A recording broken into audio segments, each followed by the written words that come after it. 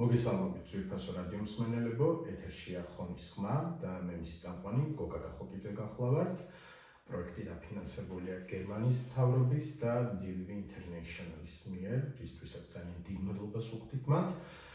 დღევანდელ ჩემს სტუმარს წარმოგიდგენთ, რომელიც გახლავთ ჩემი მეგობარი და კოლეგა, რიგითი წარმატებული ხონელი ქალი, ეთო ჯიქია. ეთო მოგესალმებით, ძალიან დიდი მადლობა რადიოში სტუმრად მობრძანებისთვის. როგორ ხარ? მადლობა, კარგად. და მინდა მივესალმო პირველ რიგში ჩვენს მსმენელებს და მოგესალმო შენ, გისურვო წარმატება, ჩემო ნიჭიერო, ჩემო მეგობარო, საამაყო ადამიანო და მინდა რომ წინიარო მთელი ცხოვრების მანძილზე. ძალიან დიდი მადლობა. მოდი დავიწყოთ ახლა ჩვენ ინტერვიუ. მე სპეციალურად მინდა გითხრა რომ მოვემზადე შენთვის ნამდვილად და მინდა ისეთ დეტალებზე ვისაუბროთ, რაც ჩემთვისაც სიურპრიზი და სიახლე იქნება ნამდვილად და ასევე რა თქმა უნდა ჩვენი რადიო მსმენელებისთვის, რომ მათ უკეთ გაგიცნონ შენ. როგორ ფიქრობ, რა სჭირდება ჩვენს რაიონში და ქალაქში ქალს იმისათვის, რომ იყოს წარმატებული? ძალიან კარგი შეკითხვა. პირველ რიგში ქალბატონებს სჭირდებათ მოტივაცია, თავიდანვე, ათარასაკიდანვე უნდა იყვნენ მოტივირებული იმაზე და უნდა ფიქრობდნენ იმაზე, რომ მიიღონ სრულყოფილი და კარგი განათლება. და როცა ადამიანს აქვს განათლება, ის უკვე სხვანაირად ფიქრობს, სხვანაირად აზროვნებს და ყოველთვის იცის, რა სურს მომავალში. და ასევე საკუთარ თავთან ერთად ყოველთვის ცდილობს დაეხმაროს საზოგადოებას.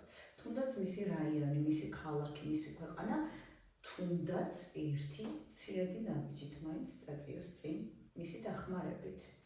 კი ბატონო, ძალიან დიდი მადლობა. მე დავამატებდი იმას, რომ თავისუფლება არის სამნიშვნელოვანი ქალისთვის.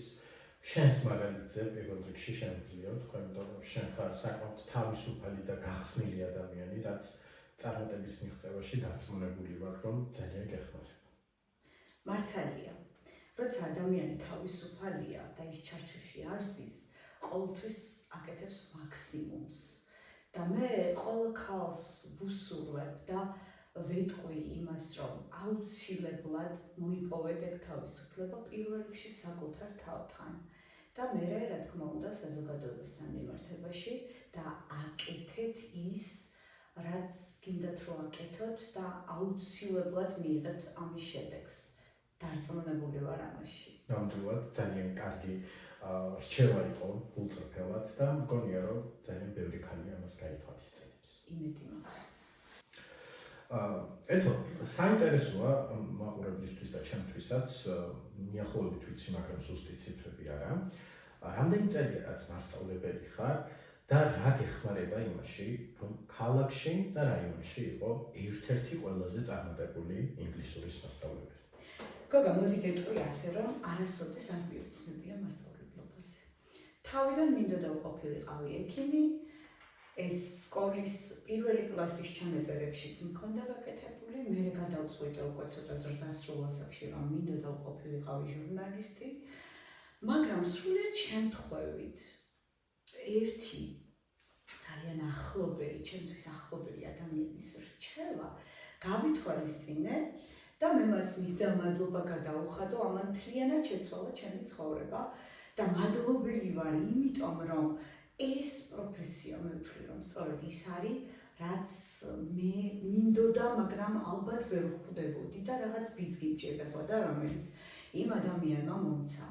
21 წლის ვიყავი, როცა დავამთავრე უნივერსიტეტი და დავიწყე პედაგოგიური მოღვაწეობა და უკვე გავიდა 20 წელი, რაც პედაგოგი ვარ, საკმაოდ დიდი გამოცდილება მივიღე და საკმაოდ დიდი სიყვარული მივიღე ჩემი ბავშვებისგან. რა ძალიან მნიშვნელოვანია. აუცილებელი. დიახ, კი, რა თქმა უნდა.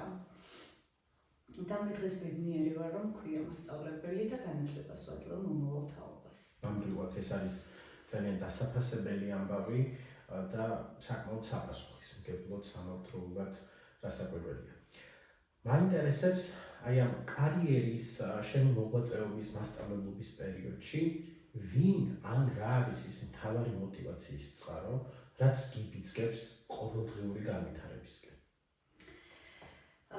პირველ რიგში მე ვთვლი, რომ ადამიანისთვის პირველი მოტივაციის წყარო არის ოჯახი. ჩვენ ყველანი მოვდივართ ოჯახებიდან და მე მადლობა მინდა გადავუხედო ჩემს დედას, მამას, რომელთაც შემიქმნეს ისეთი მშვიდი გარემო, რომ მე მიმეღო განათლება, მათ ყველაფერი გააკეთეს ამისთვის და მერე უკვე, როდესაც უნივერსიტეტს დაამთავრე, ფინანსურად აბსოლუტურად სხვა გარემოში, იქ მინდა გხვდება, ამაზე არის ძალიან ბევრი რამ დამოკიდებული. როდესაც მე მივედი პირველ სკოლაში, ქალბატონი შორენაც მაშინ მოვიდა, ასე დავემთხვით ერთმანეთს და მინდა გითხრათ, რომ არც ერთი დღე არ ყოფილა, რომ ქალბატონ შორენას ჩემთვის რაღაცა სახით რჩევები არ მოეცა. დავიწყეთ ერთად, რა თქმა უნდა, მე ყველანაირად ვითვალისწინებდი მის რჩევებს და სწორედ მისი დამსახურება მე ვთვლი, რომ დღეს მე ვარ წამყვანი პედაგოგი ინგლისური ენის და რაც განვითარდი, სწორედ ქალბატონი შორენას დამსახურებაა. და სრულიად პირველი საჯარო სკოლის კოლექტივის, იმიტომ რომ როდესაც მივედი, მე მათგან გრძნობდი და დღემდე ვგრძნობ გვერდით დგომას და დიდ სიყვარულს. ეს ძალიან მნიშვნელოვანია, როდესაც ძლიერი ქალები ერთმანეთის გვერდით დგანან, მხარს უჭერენ, ეს რა თქმა უნდა უნიშნულოვანესია, თუმცა რაც შენახსენე, ოჯახის მხარდაჭერა და ეს გვერდით დგომა არის ყველაზე მთავარი, იმიტომ რომ შესაძლოა მთელი სამყარო დაგიპირისპირდეს, მაგრამ თუ ოჯახი არის შენს გვერდით, რა თქმა უნდა ხარ მაინც მყარად. კი ბატონო. 21 საუკუნის ხონელი ქალი, კრებსითად რომ ავიღოთ ბევრი ქალი და გავაერთიანოთ ერთ ადამიანში, რაღაც პროტოტიპს შევქმნით და მეთანხმები. მე მინდა წარმოიდგინო, მესმის რომ რთული კითხვა, მაგრამ წარმოიდგინო ერთი ხონელი ქალი 21 საუკუნის და რა რჩევებს და რეკომენდაციებს მისცემდი მას, ან თქვათ რა გადაწყვეტილებებს შევქებდი მას. მართლაც რთულია ახლა ამ შეკითხვაზე ასე პასუხის გაცემა. მოდი მე ასე გეტყვი გოგა. წარმოვიდგენ მომავლის ხონელ ქალბატონს და ვიტყვი, რომ დარწმუნებული ვარ, გამომდინარე იქიდან, რომ ჩვენ გვაქვს შეხება ბავშვებზე, ჩვენ ვზრდით და დაახლოებით მაინც ვიცით რა და როგორ, გეტყვი, რომ მომავალში ერთი ხონელი ქალბატონი იქნება თავისუფალი, მოაზროვნე, განათლებული და თავისი საქმის პროფესიონალი. აი პირველ რიგში რა არის მნიშვნელოვანი. იმიტომ რომ როდესაც შენ საქმეს აკეთებ იდეალურად, შენ უკვე დგიხარ იმ საზოგადოების გვერდით და ხარ იმ სახელმწიფოს სრულ უფლებიანი წევრი, სადაც ცხოვრობ. მას უკეთებ აბსოლუტურად ყველაფერს, როდესაც შენს ერთ საქმეს აკეთებ კარგად.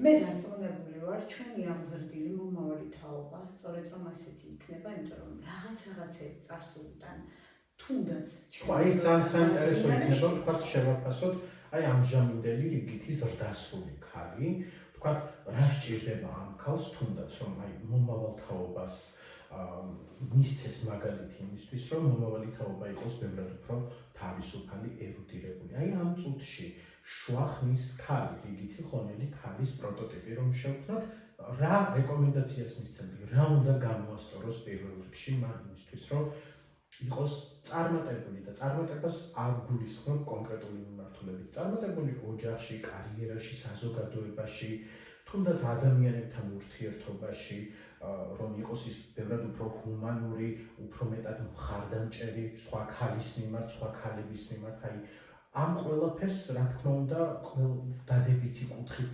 100%-იანი შკალით ვერ შევაფასებ, რა თქმა უნდა არის ბევრი ნიუანსები, რომელიც თქვა პრობლემად შეგვიძლია ჩვენ ჩავთვალოთ, მაგრამ აი როგორ ხედავ შენ თვითონ გამოსწორების გზებს. ანუ რა რეკომენდაცია შეგიძლია რომ გასცი?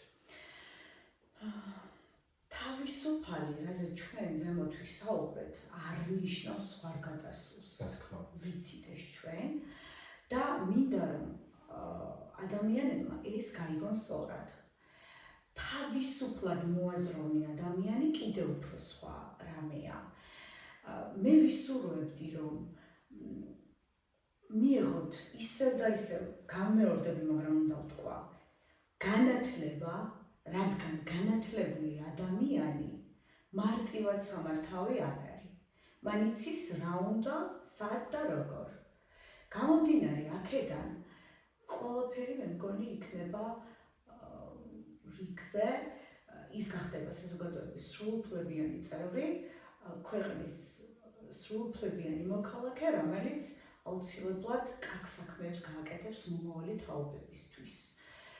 ისევ და ისევ გოგა, იმ საქმის, რასაც ჩვენ ვემსახურებით, ეს საქმე არის ძალიან საპასუხისმგებლო და ვფიქრობ, რომ აუცილებელია მივცეთ ჩვენს მომავალ თაობას კარგი განათლება, ცოტა მომავლისკენ წავედი მაინც. იმიტომ რომ შუახნის, როგორც შენ მითხარი ახლა, ქალბატონი უკვე შემდგარია წესით და მან უკვე გადადგა ის ნაბიჯები, რაც უნდა გადაედგა. რჩევის სახით მომავალ თაობას ვეტყვი ამას სწორედ, რაც ზემოთ აღნიშნე. განათლება და თავისუფლება. ძალიან დიდი მადლობა დღეს ჩემს ინტერნეტ რადიოში მოგწონებისთვის და აი ამ შესანიშნავი გადაცემისთვის. დარწმუნებული ვარ, რომ ჩვენმა რადიო მსმენელებმაც ძალიან ისიამოვნეს შენი მოსმენით. ძვირფასო რადიო მსმენელებო, ეთერში იყო რუბრიკა გენდერს მიღმა, მე მისი წამყვანი გოგა გახოთიძე გახდით და დღევანდელი ჩემი სტუმარი იყო ქალაქ ხონის პირველი საჯარო სკოლის ინგლისურის მასწავლებელი, ჩემი კოლეგა და მეგობარი ეთო ჯიქია. ეთო, დიდი მადლობა, მომავალ შეხვედრამდე. მადლობა პირიქით, მომავალ შეხვედრამდე.